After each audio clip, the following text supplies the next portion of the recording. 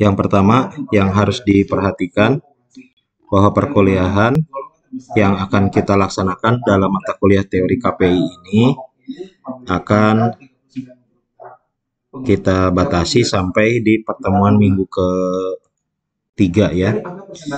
Jadi Bapak akan masuk sampai tanggal 16. Untuk itu, semua artikel itu wajib sudah selesai di hari Sabtu sekarang, sebagaimana instruksi dari perkuliahan sebelumnya ya. Minggu ini sudah harus selesai. Bapak beri kesempatan sampai tanggal 4 Sabtu. Termasuk nanti yang sudah mengirimkan tapi tidak sesuai dengan apa yang diminta, tolong kemudian disesuaikan agar sesuai dengan standar yang diminta. Kemudian dari tanggal 4 sampai tanggal 12 lah begitu ya, sekitar 10 hari, itu cari data di lapangan, yaitu dengan melakukan observasi dan wawancara.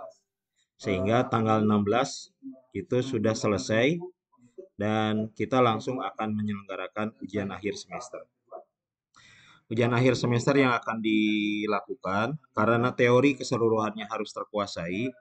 Jadi semua artikel jurnal yang sudah dibuat itu wajib dibaca oleh mahasiswa yang lain, oleh seluruh mahasiswa. Jadi bukan hanya punya sendiri saja yang punya tanggung jawab untuk memahami konsep yang ada di dalam teorinya, tapi semua mahasiswa harus menguasai teori tersebut. Ya.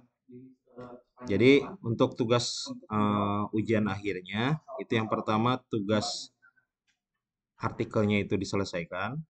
Kemudian yang kedua nanti ditanya juga oleh Bapak berkaitan tentang penguasaan teori-teori yang lainnya. Yang 3 ranah KPI dengan teori-teori yang sudah dikelompokkan itu ya. Jadi harus dibaca. Jangan sampai tidak dibaca karena merasa itu punya tugas orang lain. Teorinya tetap harus terkuasai. Nah, untuk memudahkan nanti mungkin Bapak akan buatkan video sekitar 5 menit untuk membahas teori-teori yang Anda pelajari.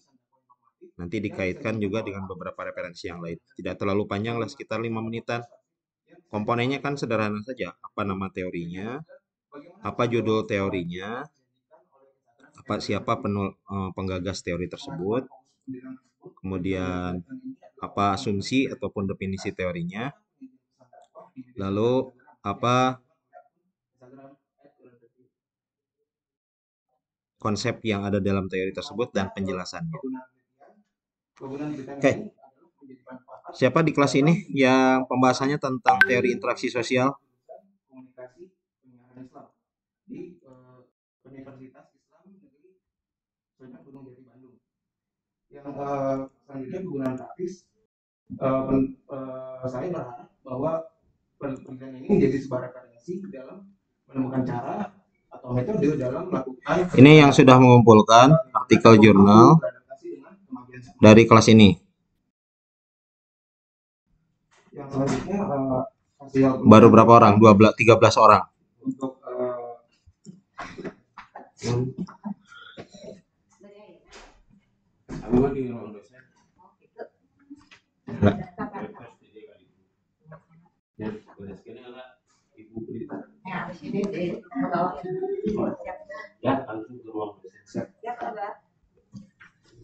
ada yang kebagian, mengapa?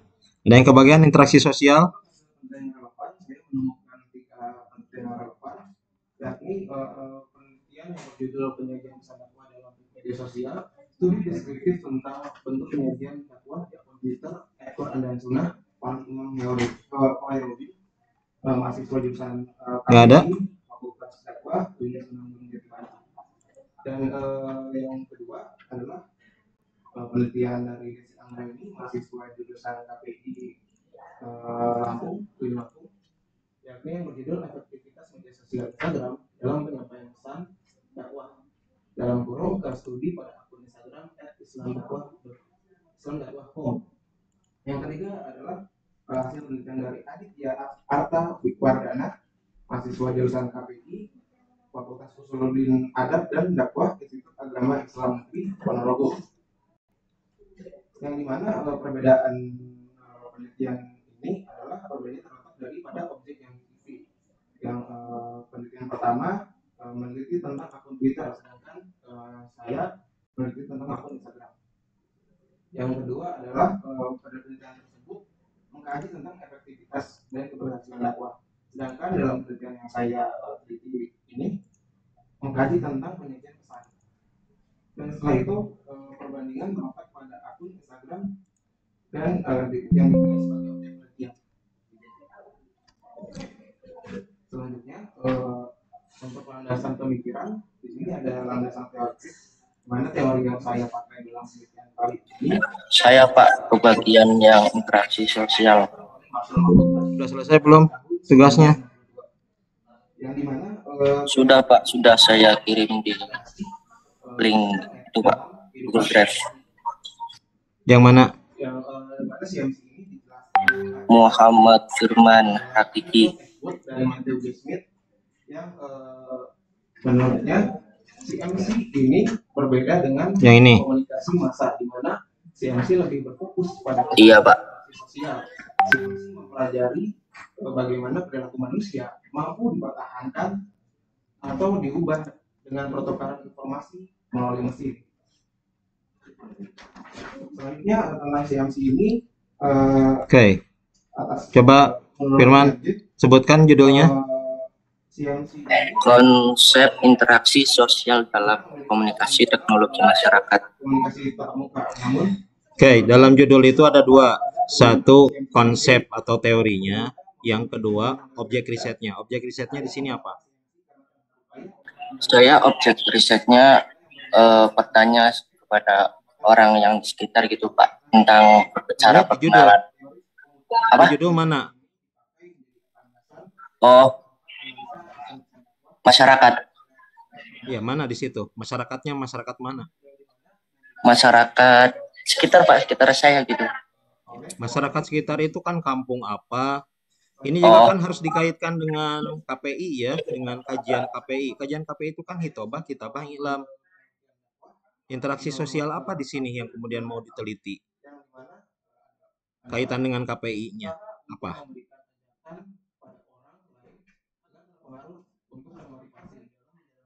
Kitabah Pak. Ini nggak jelas. Interaksi sosial dalam komunikasi teknologi masyarakat. Jadi jangan terlalu luas lah. Komunikasi teknologi. Ini kan nggak ada kaitan dengan KPI-nya.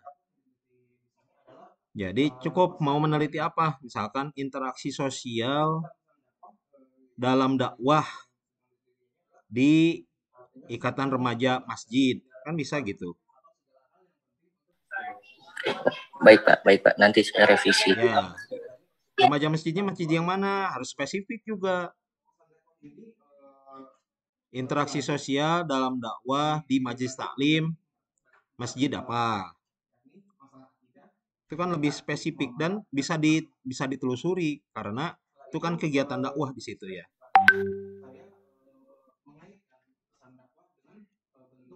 Baik Pak.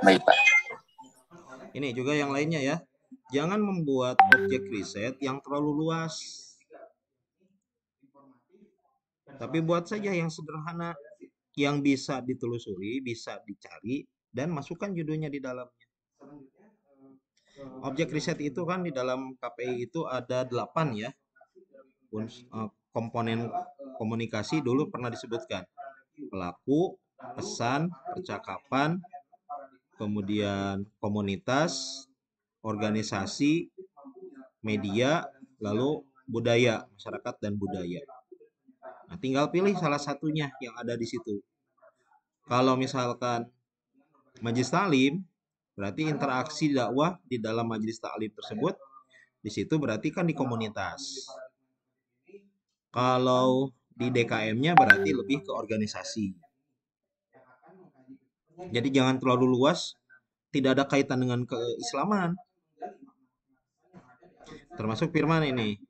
Jangan pakai depannya juga jangan ada tambahan konsep. Langsung saja interaksi sosial dalam dakwah. Sekarang aja langsung tentukan Dakwahnya dakwah yang di mana? Dakwah ini Pak, dakwah Masjid Jami Al-Istighfar. Kan dakwah masjid itu terlalu luas. Dakwah di DKM misalkan, dakwah di majelis taklim, dakwah di remaja masjid. Mau yang mana biar spesifik? Kalau misalkan dakwah di kayak kalangan remaja sekitar itu boleh juga Pak. Jangan remaja sekitar, remaja masjid, spesifik. Ya berarti remaja masjid aja Pak. Di sini Ya, ada remaja komunitas masjid apa di situ yang aktif? Masjid Jami Al-Istighfar. Di kota apa? Di kota Pemalang. Di Kabupaten Pemalang, Provinsi Jawa Tengah, Desa Cikadu, Pak. Kecamatan. Nah, berarti Malang saja ya, karena bisa dipahami. Jadi nanti judulnya itu interaksi sosial dalam dakwah di remaja masjid. Tadi apa masjidnya? Malang gitu belakangnya ya. Kota Malang. Masjid apa? Kota Malang. Jadi kan nanti spesifik. Oh, berarti objeknya itu di remaja masjid Kota Malang itu. Remaja masjid apa di Kota Malang. Karena spesifik, lebih mudah dipahami. Makanya ini disebutnya artikel jurnal spesifik ke objeknya. Oke, sekarang lanjut. Komponen abstrak itu di dalam template komponennya apa?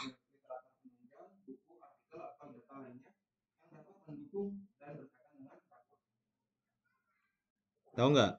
Lalu untuk teknik pengumpulan data, saya menggunakan 3. Jadi kalau pengumpulan data, yakni oke, coba dibaca dulu sama Firman abstraknya. dan dokumentasi. Baik, Pak, baik. Gimana? Pada umumnya, interaksi sosial merupakan kebutuhan setiap manusia. Manusia merupakan makhluk yang sosial, maka setiap sesama membutuhkan sebuah interaksi, sehingga manusia dapat bertahan hidup. Dengan seiring berjalannya waktu, tingkat kebutuhan manusia untuk saling berinteraksi pun semakin meningkat, ditambah dengan kemajuan zaman, sehingga media untuk berinteraksi pun semakin banyak. Bahwasanya masing-masing orang memiliki motivasinya sendiri-sendiri dalam melakukan interaksi sosial. Herbert Blumer, seorang ahli sosiologi, mengungkapkan ada 3 prinsip utama dari sebuah interaksi, yaitu tentang pemaknaan, bahasa, dan pikiran. Penelitian ini menggunakan metode penelitian kualitatif deskriptif. Dalam penelitian ditemukan bahwa dalam perkenalan atau melakukan sebuah hubungan interaksi sosial, masih banyak orang yang senang untuk melakukannya secara langsung atau dengan face to face. Jadi penggunaan media sosial hanyalah sebuah alat tambahan alternatif ketika mereka tidak dapat menjangkau lawan berbicaranya secara langsung. Sudah, Pak. Oke. Nah, di sini tujuannya mana? Saya mengumpulkan konten-konten Instagram yang ada. Dan tujuannya ini Pak, meneliti orang bahasanya mau melakukan sebuah interaksi kepada seorang itu secara langsung atau menggunakan aplikasi media yang sudah ada pada zaman sekarang, Pak. Iya. Nah, ini yang tidak tepat. Jadi harusnya semuanya ini samakan ya. Di bagian kalimat di paragraf abstrak ini, kalimat awalnya itu langsung tujuan. Artikel ini akan membahas interaksi sosial dalam kegiatan dakwah di majelis di remaja masjid apa? Di remaja masjid A misalkan ya, Kota Malang. Dengan melihat dari segi pemaknaan, bahasa, dan pikiran. Ya, Firman? Iya, Pak. Iya, Pak. Berarti otomatis kalau misalkan judulnya diganti, bawahnya juga harus diganti gitu, Pak. Harus diganti karena objeknya harus bisa ditelusuri, harus bisa dicari datanya. Oke, baik Pak. Nanti saya revisi semua, Pak. Ya. Kemudian abstrak ini, bagian awal ini disebutnya latar belakang. Nah, karena di artikel yang Bapak minta itu jangan ada latar belakang, maka latar belakang ini simpan di bagian pendahuluan. Simpan di sini. Ya, jangan di atas ini. Jadi yang ada di atas ini itu lebih ke tujuan dulu tadi. Maka Bapak menyebutkannya di sini gini. Nah, kalau yang kelas yang tadi itu kan ke ustadzah ya, jamaah di madrasah. Maka ini dulu ke abstrak ya. Abstrak itu kan ada tujuan, ada objek, ada metode, dan ada hasil. Maka kalau mau menuliskan, maka di sini tujuannya dulu apa tadi? Meneliti tentang interaksi sosial dalam kegiatan dakwah remaja masjid A di Kota Malang.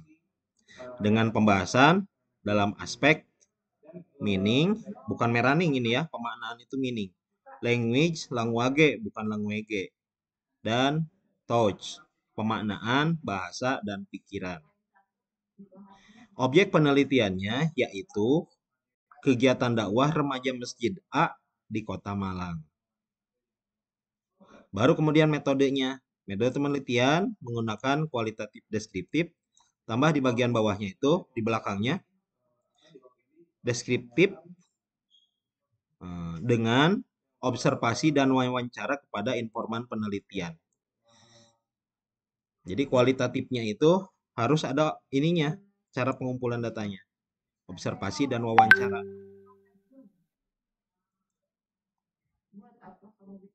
Ya. Kemudian hasilnya dalam penelitian ditemukan bahwa ini datanya nanti akan disesuaikan dengan temuan yang 3 hal ini. Apa pemaknaannya, apa bahasanya, apa pikirannya. Kalau yang Anda temukan dari Herbert Blumer ini. Ya. Oke, yang penelitian ini nanti diturunkan ya. Makanya Bapak menyebutkannya dalam penelitian, tugas makalah itu harus melakukan observasi dan wawancara pada objek risetnya. Makanya kalau objek risetnya tadi sudah spesifik, remaja Masjid A di Kota Malang, maka Anda harus melakukan observasi, lihat kegiatannya seperti apa, observasi. Lalu wawancara tokohnya, siapa ketuanya, mungkin juga ketua DKM-nya, atau juga pembina. Apa yang ditanyanya? Nanti sesuai dengan konsep yang ada di dalam pemanaan bahasa dan pikiran ini. Itu.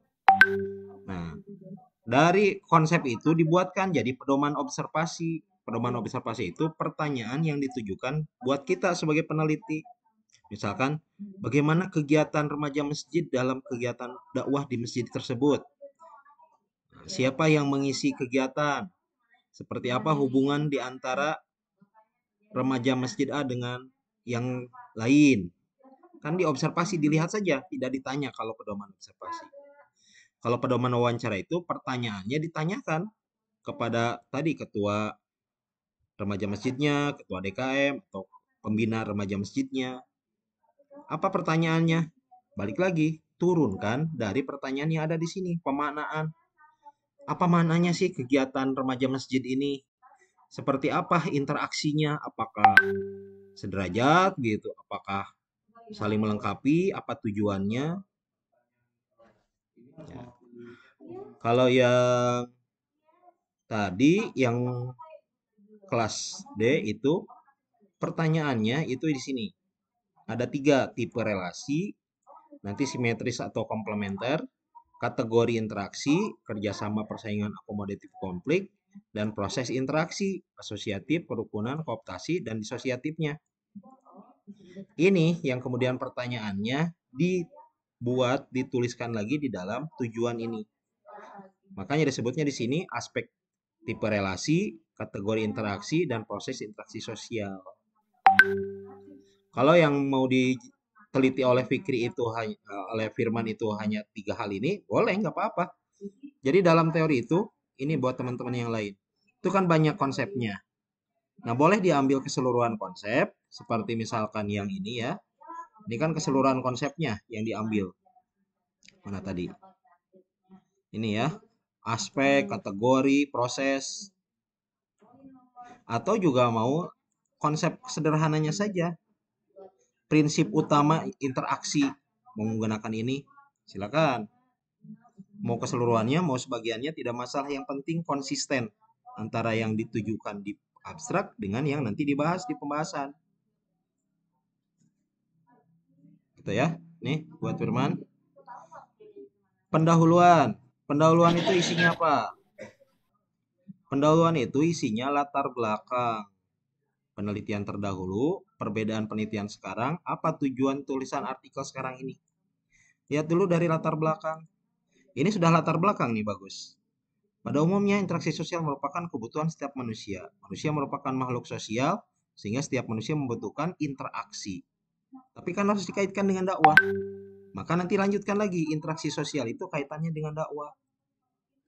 Nah, bentuk umum dari sebuah proses sosial adalah melakukan interaksi. Dan bentuk lain dari proses sosial, bentuk proses sosial hanyalah interaksi. Interaksi sosial merupakan hubungan dinamis.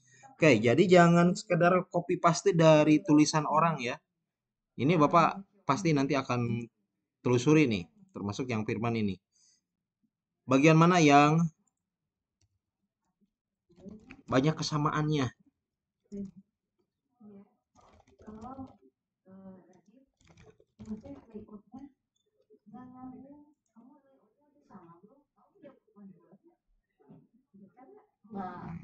Mana ini? Oh, ini belum di download. Coba kita download dulu. Jadi jangan merasa sudah selesai mengerjakan tapi tidak melakukan parafrasa. Tetap itu salah. Jadi harus sampai di parafrasa. Untuk apa? Karena nanti akan dicek.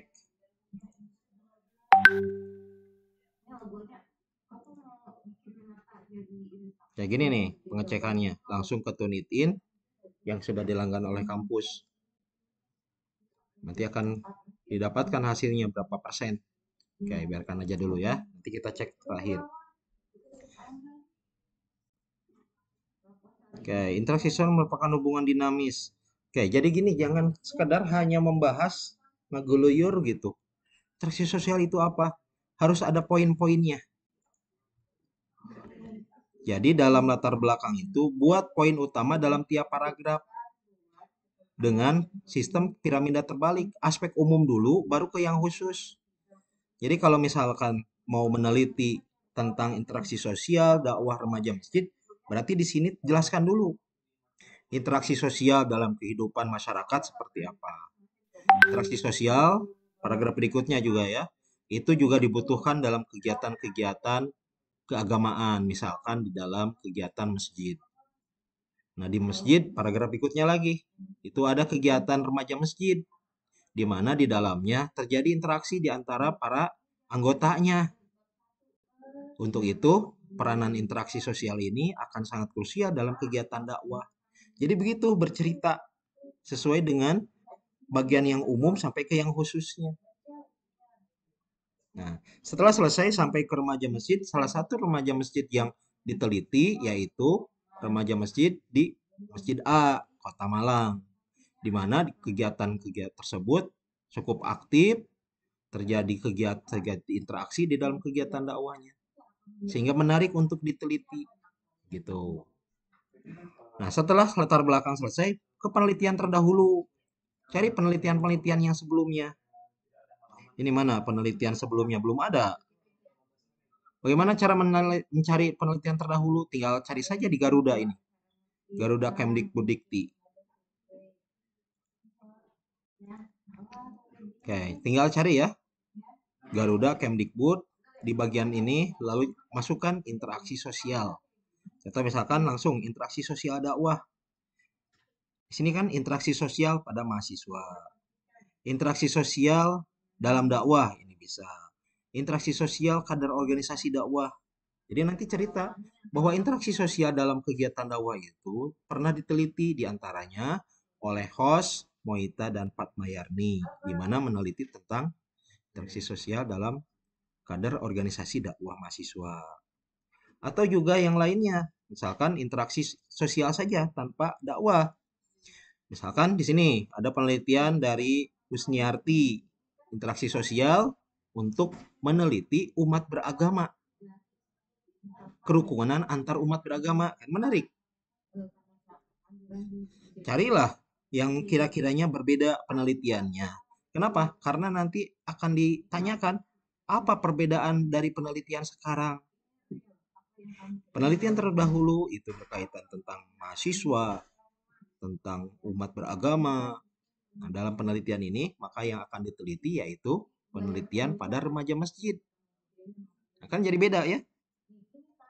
Sama yang lain juga begitulah. Kalau meneliti sebelumnya apa, kemudian apa yang sekarang sedang diteliti, apa bedanya?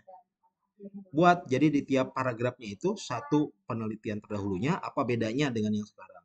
Penelitian terdahulu apa bedanya? Atau boleh penelitian terdahulu dulu, lalu bedanya apa di bagian terakhirnya? Jadi masing-masing paragraf.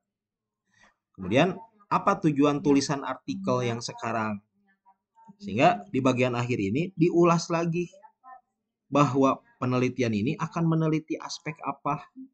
Lihat yang ada di abstrak. Dari abstrak inilah, nah, lihat kan tadi ada tujuan ya, meneliti apa dengan pendekatan ataupun prinsip pemaknaan bahasa pikiran. Itu yang kemudian disimpan di bagian akhir pendahuluan.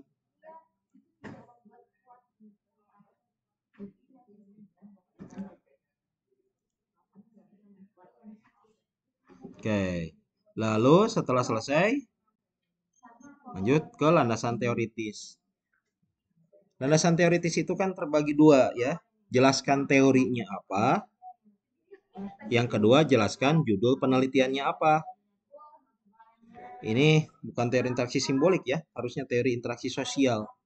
Sesuai dengan judul yang ada di bagian atas. Ini kan interaksi sosial ya. Nanti ada lagi interaksi simbolik dalam teorinya. Jadi, di bagian landasan teoritis ini, sebutkan interaksi sosialnya bagaimana. Teorinya ya. Apa teori interaksi sosial? Apa nama teorinya, siapa tokohnya, apa referensi teori, apa asumsi, apa konsep teori, dan apa penjelasan konsepnya. Dengan cara begini nanti akan sangat mudah untuk bisa memahami bagaimana teori tersebut. Coba sebentar. Teori 4D.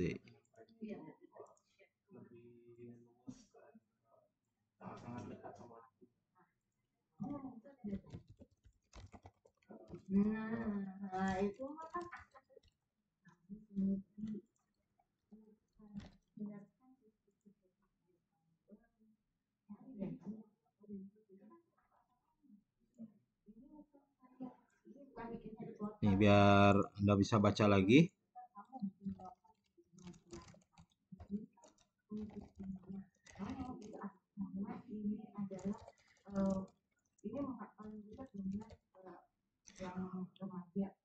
Cek di grup. Nah, itu bisa kelihatan di situ. Jadi, landasan teoritis itu uraikan itu. Jangan menguraikan yang lain dulu. Pendekatan interaksi simbolik, prinsip interaksi simbolik. Interaksi simbolik itu kan sudah ada ya. Ada pembahasannya juga terpisah. Symbolic interactionism, ini nomor 8 tuh. Nomor 18. Sedangkan social interaction itu 16. Jadi jangan menggunakan teori punya orang sebetulnya.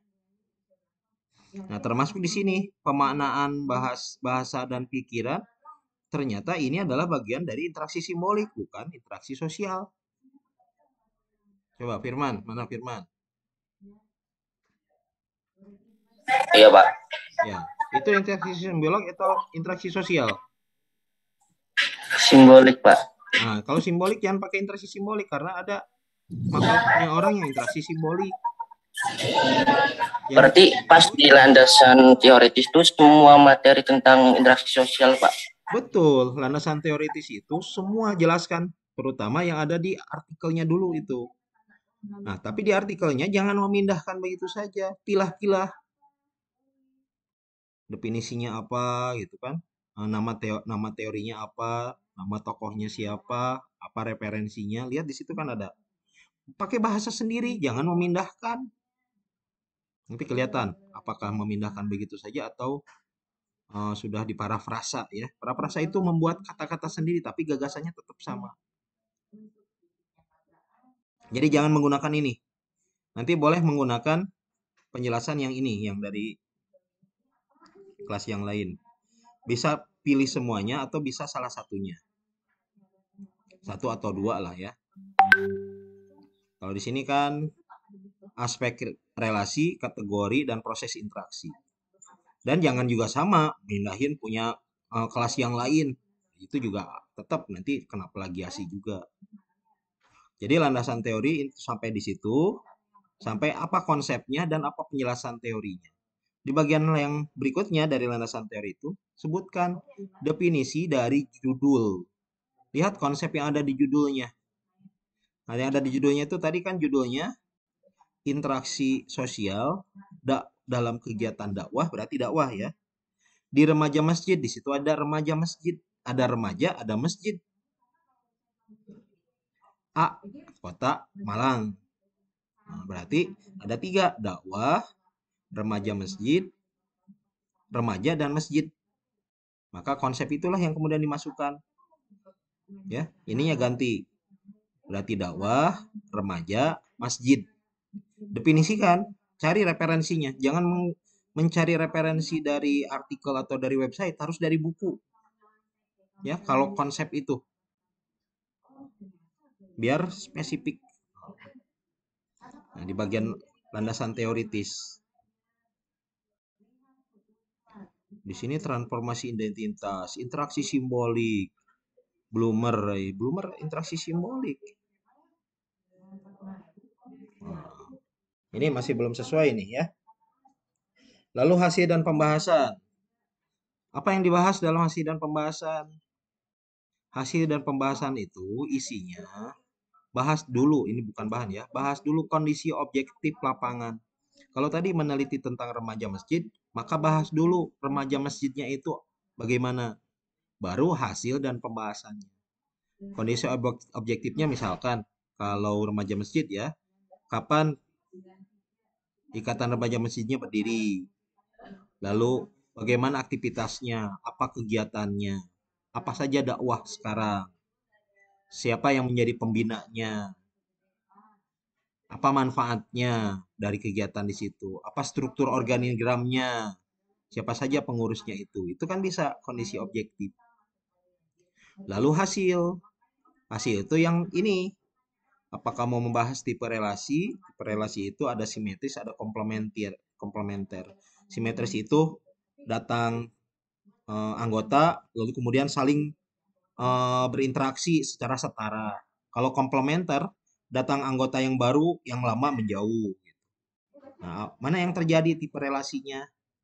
Kalau kategori interaksi sosial itu ada kerjasama, ada persaingan, akomodatif, konflik. Apa yang terjadi di antara komponen itu? Pernahkah ada kerjasama?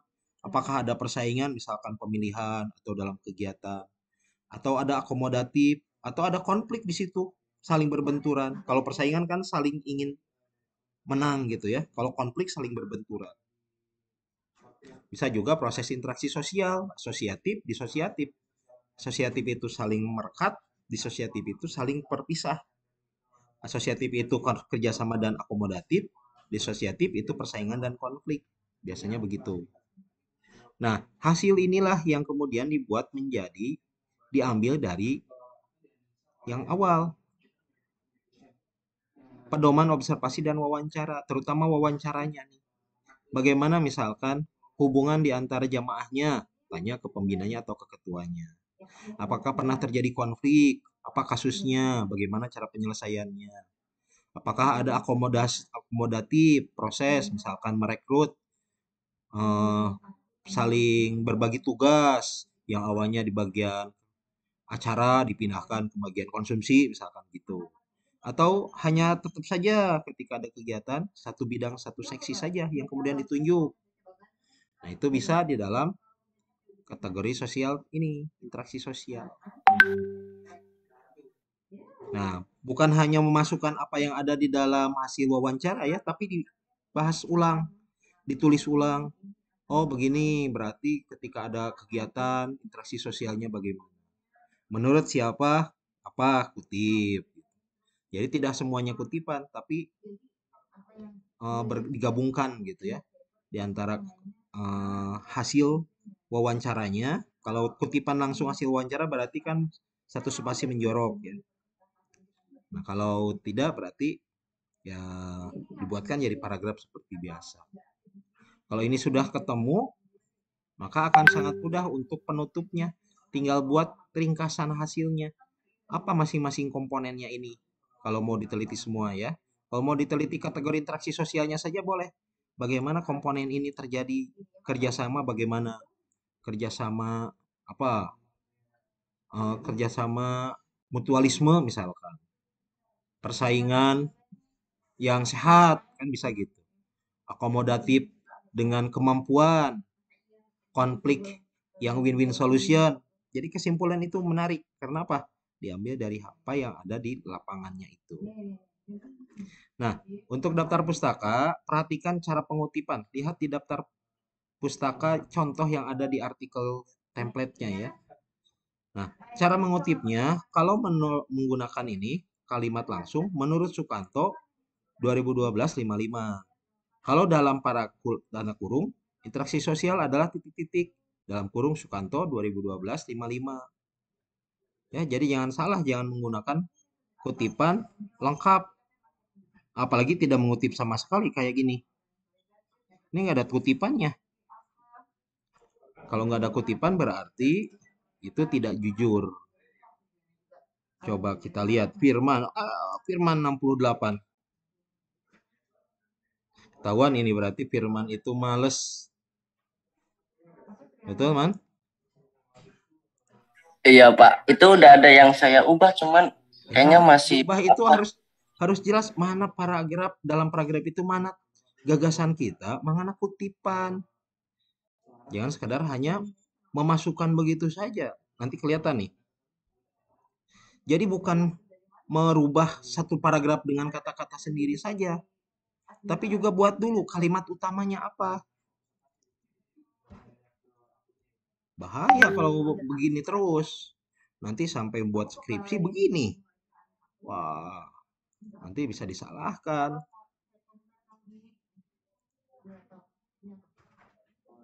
Mana coba yang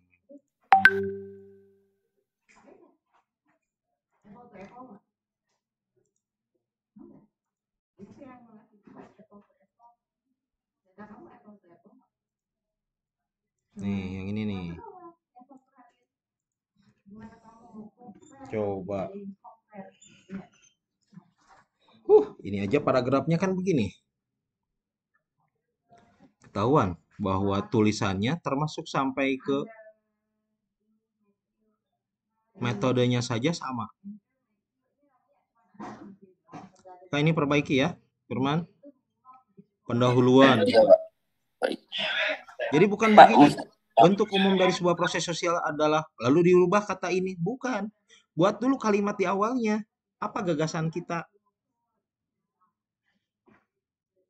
Kehidupan manusia itu tidak bisa dilepaskan dari proses sosial. Nah, baru itu kemudian, udah saya ubah Pak, tapi masih kena lagi itu gimana ya Pak? ya kalimatnya rubah. Jadi jangan persis sama. Kalau hanya satu kata begini ya tetap sama saja. Nah, ini kan kelihatan di bagian awalnya tidak dilakukan perubahan yang bagian ini saja nih.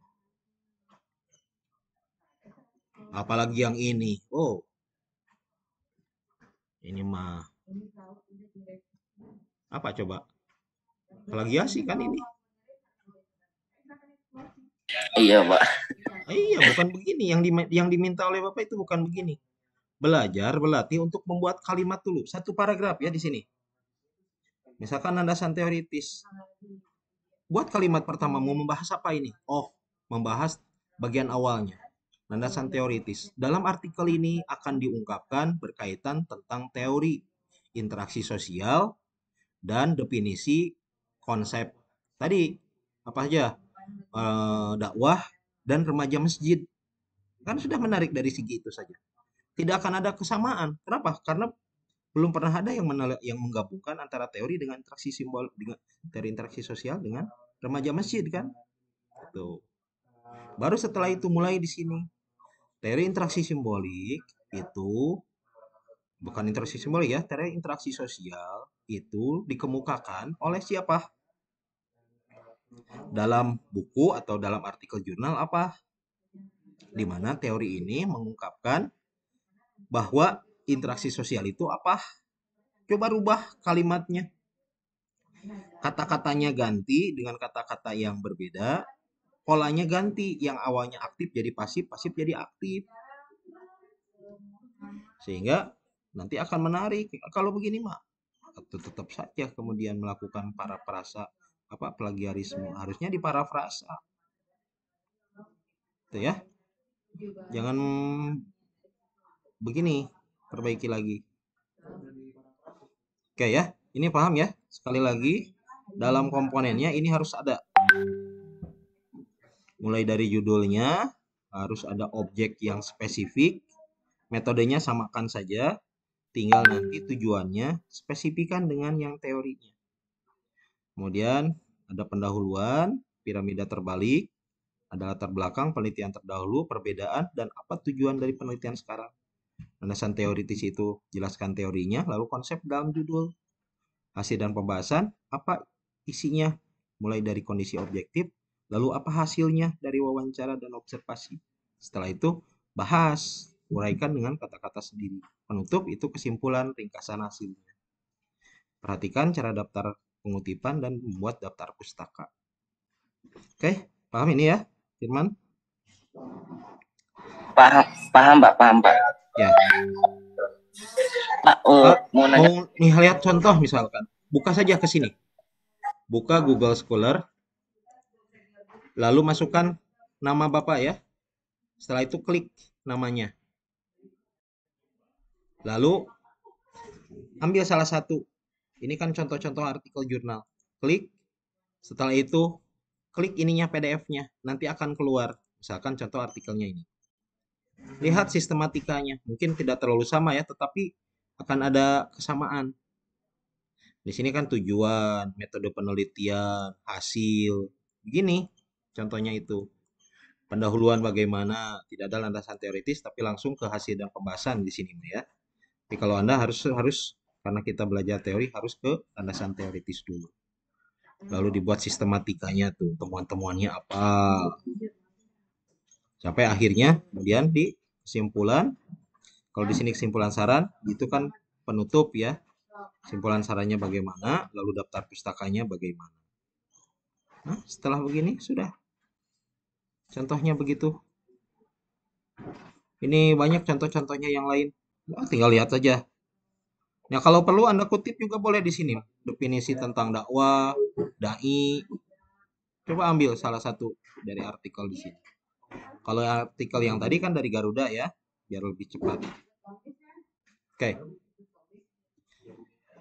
Ini yang agak susah itu karena teorinya banyak yang baru, sehingga masih kesulitan dalam menentukan apa konsep yang ada di dalam teori tersebut. Nah, makanya cari artikel yang sama. Jangan mencari dalam bahasa Inggrisnya ya, dalam bahasa Indonesia saja cari. Lalu pelajari, oh begini. Tip polanya ikuti dengan pola yang hasil riset yang ada di lapangan Anda sendiri. Oke, ada yang ditanyakan? Izin tanya Pak. Ya. Untuk yang revisi itu sampai tanggal berapa ya Pak deadline-nya buat ngumpulin? Revisi sampai hari Sabtu. Hari Sabtu Pak? Iya, hari Sabtu sekarang. Itu harus sudah selesai semua apa gimana, Pak? Baru sampai ke landasan teori dan kondisi dan hasil di kondisi objektif. Berarti tanggal 4 sekarang itu komponen yang sampai di landasan teoritis dan hasilnya itu kondisi objektif saja. Nanti dari tanggal 4 sampai tanggal 19 sampai tanggal 12 itu cari ke lapangan, observasi, lalu tulis, ditranskrip gitu ya, jadi teks, setelah itu diuraikan, dibahas. Tanggal 16 kemudian sudah lengkap keseluruhannya. Hasil dan pembahasan sampai ke penutup dan daftar pustaka itu dilengkapi sesuai dengan hasil yang ada di lapangannya.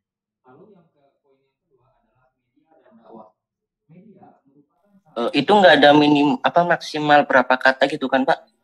Ya, ada. Jadi minimal keseluruhan itu 6.000 kata, di mana hasil dan pembahasan itu setengahnya. Jadi kalau misalkan ada 12 halaman, yang 6 halaman itu sampai landasan teoritis. Sisanya 6 halaman lagi ada yang ada di lapangan. Hasil pembahasan, penutup, dan daftar pustaka. Sisa 6 halaman lagi. Cek saja ya di tulisannya itu ada berapa kata. Contoh misalkan yang ini. Ini berapa kata? Ini baru 1.500 tuh Firman. Berarti kalau misalkan sampai 3.000 itu setengahnya lagi dari sini. Makanya perbanyak dengan membaca referensi artikel jurnal dari buku yang membahas interaksi sosial. Sampai kemudian bisa 3.000 minimal artikel jurnal untuk yang minggu ini selesai sampai itu ya, sampai 3.000 kata. Nanti sisanya hasil dan pembahasan itu yang 6.000 kata sisanya.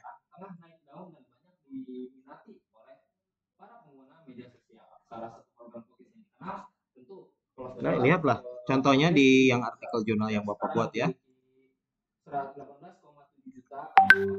Nah, ini kan pembahasannya banyak. Jadi dari 12 itu hasil pembahasan itu dari halaman 5.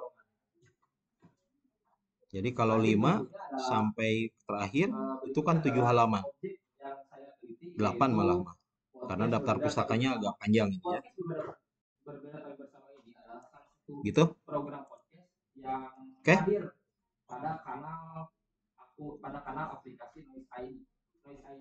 Baik, Pak. Terima kasih. Yang lain? Izin Pak bertanya. Ya.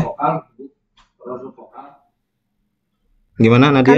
Kan nanti dicek ditunitin ya Pak semua artikel jurnal mahasiswa. Nanti dikasih tahu nggak kita berapa persennya. Terus ada jadwal untuk revisian lagi nggak Pak? Iya. Untuk cek plagiarismenya nanti Bapak akan cekkan semua. Jadi bisa ditelusuri, dipelajari. Tapi yang hari Sabtu ya, termasuk yang sudah mengumpulkan, perbaiki lagi. Nanti hari Sabtu seluruhnya sudah, Bapak cek kelengkapannya, Bapak cekkan plagiarismenya. Nanti terakhir juga akan dicek lagi, karena kan sisanya lagi ya hasil dan pembahasan. Batasannya itu 20%. Makanya perbanyak kata-kata sendiri. Gunakan alur, pola kalimatnya punya sendiri. Jangan pola kalimat punya orang lain.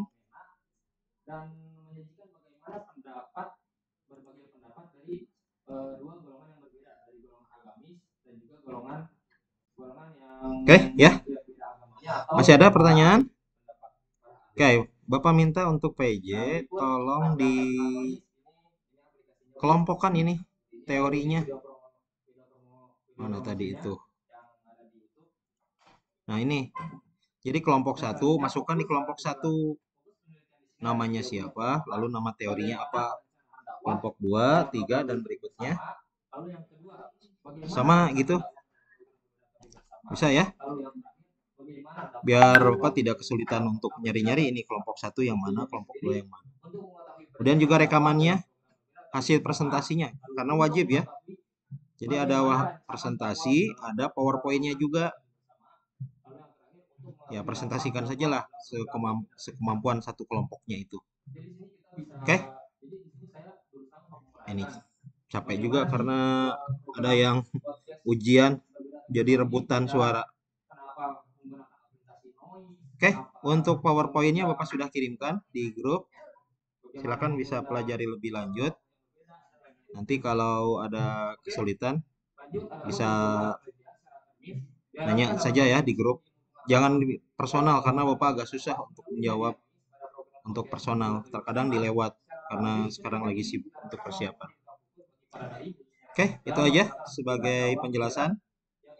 Terima kasih atas perhatiannya. Kita tutup saja ya.